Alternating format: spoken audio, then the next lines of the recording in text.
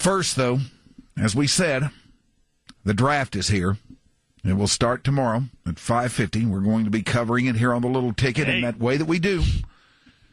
Let's see. Out at the Pepsi compound, we're going to have George and Todd Archer of the Morning News holding things down there. Here in the mothership will be the Sterminator and myself.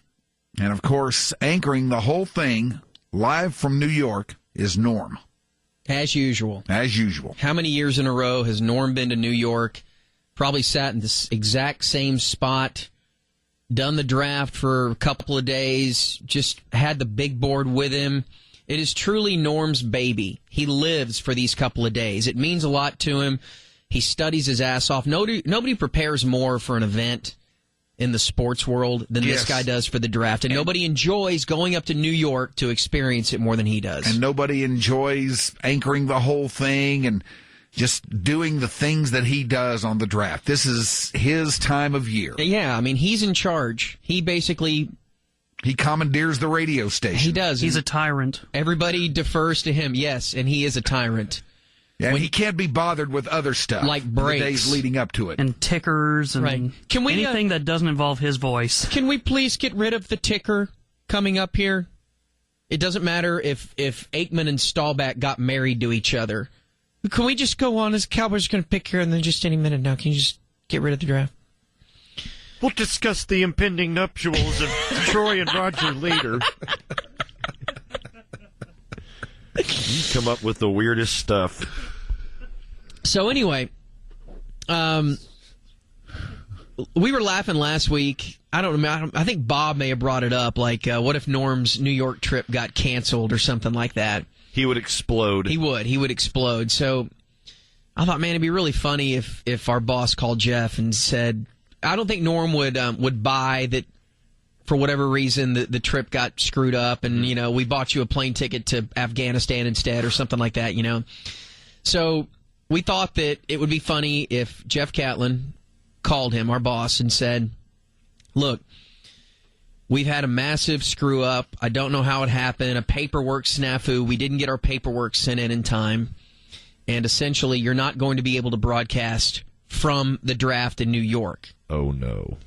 But you will be able to broadcast from a bar across the street. Oh. At McGillicuddy's pub across the street. Exactly. Full of Irish cops. Mm-hmm. Maybe even a dead one on the pool table. Yeah. So, Jeff said, like the son of a bitch that he is, sure, great idea, I'll do it tomorrow. I talked to him on Monday night, I think it was. None of us have heard this, right? No, I have not heard it yet, but I came into work yesterday, and Jeff gave me the thumbs up, and he said, hook, line, and sinker. So let's listen to Jeff Catlin calling Norm and telling him that the New York plans are not as they once seemed. So sorry. Hello. Hey, Norm, it's Kat. Kat, how are you? Doing fine. Hey, you got a minute? Yeah, sure, no problem. I need to talk to you about the draft. About the draft this weekend? Okay. Yeah. Well, it's your call because I needed to talk to you about something too. Oh no. Okay. If it's okay, let me just we'll take a minute here and then we'll go on to whatever you need. Okay. All right. Kat, Bob does a fantastic job on the draft, and even though Mike's a curmudgeon at times, Mike is really good and he makes some wonderful points. But Kat, what's Corby doing on this draft? That's my question. Pause it. Time out. Okay. All right. Did we get double-crossed? We did. He didn't do this, did he? No, he didn't. He set up Norm. Did you know this? No, I had no idea. Did you? No idea. Did you? I'm hearing this for the first time. One of the people responsible for this is on G1. Let's listen to the rest of this first. Hang on. Swear to God. You didn't know? Swear to God. No idea. I'm pissed right now. Because this isn't funny. Well, no, it's obvious. Well, let's listen to it. Let's finish listening. Let them to have it. their little jokes. Go ahead. Well, I do like him, but he's all about Oklahoma, and we're discussing Gerald McCoy, for 2 hours after he's drafted, and then we got to wait for the next OU player. We'll talk Bradford and we'll talk Gresham, and then we got to wait. We got to talk about the cornerback Dominique Franks, and he's pretty much all about Oklahoma. See, I don't know. Bradford's going to be the top pick, but I thought Corby was pretty good on college football. Well, he's really good on Oklahoma, and then he'll probably toss in a bunch of TCU too. But that's pretty much where it is. So what are you saying? You don't want him to be on there on Friday, or what? Well, it's already done now, so we'll tolerate it for another year. But just put that in the back of your hat. Obvious. And as you listen to it this year, just watch for that. Okay. Okay. I don't want to be terribly critical, but we pour so much effort into this, so much effort into it, and guys are everywhere, and I love Corby, but you can only hear so much Oklahoma football, You're not serious, are you, Norm? No, I'm not.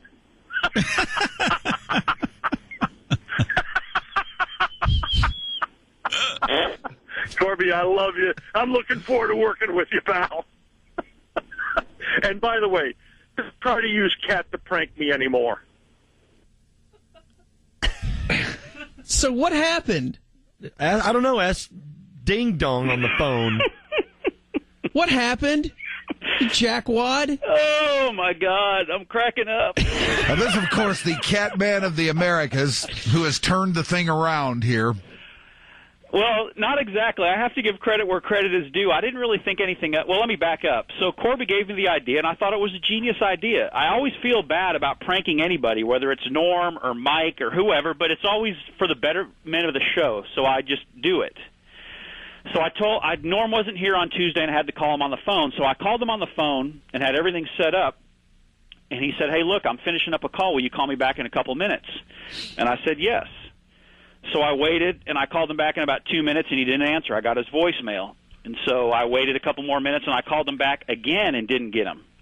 And so that kind of made me wonder, and I called him back the third time, and that's when he answered, and you heard what happened there. So I think Norm had the idea of what was going to happen, and once I figured out what was happening, of course I'm going to let it roll. Bull because I see an crap. opportunity to double-cross the snake who's pranked Norm at least 3 times. Yeah, probably more. Probably more. But I know I was involved in the paper one, and then the one, I forgot what the other one was. But anyway, so yes, I let Norm go off and have his fun, and I started cracking up thinking about it. So when you came by my office yesterday and I gave you the big thumbs up, I just was excited that you were going to be the one who went hook, line, and sinker thinking that we had something here. You set him up. Admit it. You set him up. Admit it. You set him up. I don't buy for 1 second that he just launched into that tirade as a joke, not knowing what you said when you said, I need to talk about the draft. I did not set him up. You are a liar. I did not. You're lying, Jeff, and you know it. You are the biggest liar. Oh, listen to him. He knows he's lying. Listen, I haven't said anything. Uh-huh. You are such a liar. Dude. Norm would not come up with that on his own thinking he's being recorded. I didn't say. I love you, Corby. I didn't say that he came up with it on his own. I said I did not set him up. Who set him up? I don't know, but I did not. And so whoa. Hang on. This doesn't make any sense. Hang on. Who knew besides you and me and Danny and Mike and Grooves that this was going to take place? Did you tell Bassick? No, I didn't tell Bassick. Who did you tell? Well, I told a couple other people that I work with up here. Who did you tell? Norm. No, I didn't. No, it wasn't Norm. I'm not going to out those guys on the air. So someone told Norm? Possibly. But let's not let that get in the way of a good prank on Corby. Well, it's not, because it took 11 seconds before we stopped the tape and said, all right, we've been double-crossed. As far as I can tell, we're still on the radio talking about it. It's pretty funny. It'd have been funnier if we could have just pranked Norm like originally planned.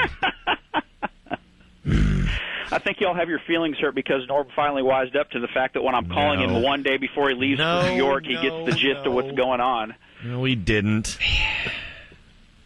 What's Mike giggling about? He's not. He's mad at you. Okay. Yeah, I'm mad at you. Yeah, I know. I can tell. All right. While we have you on the air, I need you. While we have you on the air, would you like to make an announcement? Wink. Nope. You sure? No news? Nope. You sure? Of course. Do you have a boyfriend? I have a flask in my car if any of you would like to join me for an after-dinner drink. Get off the phone before I kick your ass all over the place. Jerk. Bye. Get your ass hung up on now, you idiot! It would have been so much better Yes. if we could have just done the prank normal. Yes. But Cat lost his balls. He did. And didn't want to do it. And He said, did. all right, Norm, look, the guys want to prank you. I'm going to call you back, and then you do this. And what a liar. Before you get into the draft, I just got to tell you one thing. Uh-huh. Mike's a curmudgeon. And Mike's love a that. curmudgeon. All right, Norm, I give you credit. You handled yourself well. Jeff? Yes, indeed. Die. Die. Just die. Die! That's middle management, once again, ruining good radio fun. That is middle management. He was your producer, too. Don't bring me into this. Oh, you're all over this. Why? I'm mad at you now, Why? too. Yeah, Because you hired him. We blame you for him. Right. So in the last 2 days, you're responsible for the funky chicken. What was the other one last night that we blamed on him? It was a band, wasn't it? The Blues. Yeah, the Blues. And Cat. Son of a bitch. Mike. The funky chicken, the Blues, and Cat. So I'm responsible for something every day this week so far. Yes, you are. Yes. I don't want to be responsible for Cat. Too late. Damn it. You should have thought of that 15 years ago. Well, I sure should have. All right, 5:30. Why didn't we listen to that? I always listen to that stuff, too. I don't know. I didn't either. I honestly didn't. What were we thinking? Because we wanted to be surprised on the air. I'm so pissed.